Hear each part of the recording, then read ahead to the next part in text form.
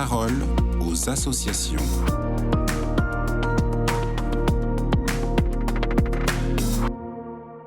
Monseigneur Gollnisch, bonjour, vous êtes le directeur général de l'Œuvre d'Orient et vous allez nous parler aujourd'hui de la situation des Arméniens du Haut-Karabakh. On vous écoute.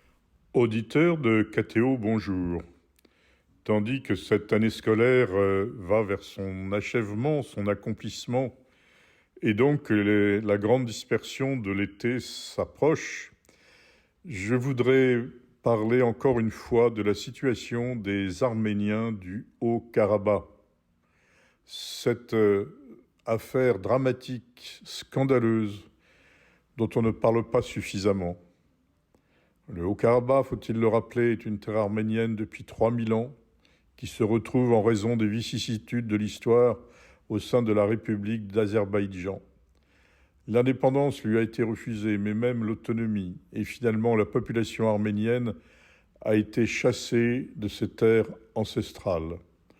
120 000 Arméniens au XXIe siècle auront donc été chassés d'une région et se retrouvent désemparés, ayant tout perdu, leur maison, leur mémoire, leurs monuments aussi, leurs églises, leurs croix, leurs cimetières.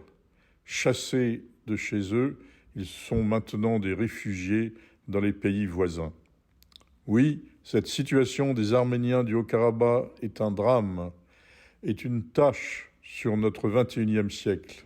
Et je le répète encore une fois, n'est pas sans rappeler l'esprit des génocides de la fin du XIXe siècle et du début du XXe siècle, de 1915 bien sûr. Nous sommes proches de ces 120 000 Arméniens. Ils avaient le droit de vivre en paix, ils avaient le droit de vivre chez eux. Le peuple arménien a suffisamment souffert pour avoir ce droit.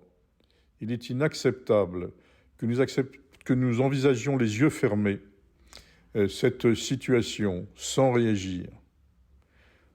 Et que dire lorsqu'on pense qu'on veut faire la prochaine COP, la prochaine réunion climatique en Azerbaïdjan ?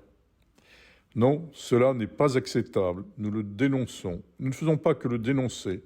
Nous voulons que les Arméniens puissent retourner sur leur terre pour y vivre en paix, calmement et libres. Ils ont été abandonnés par ceux qui devaient les protéger, c'est-à-dire les militaires russes.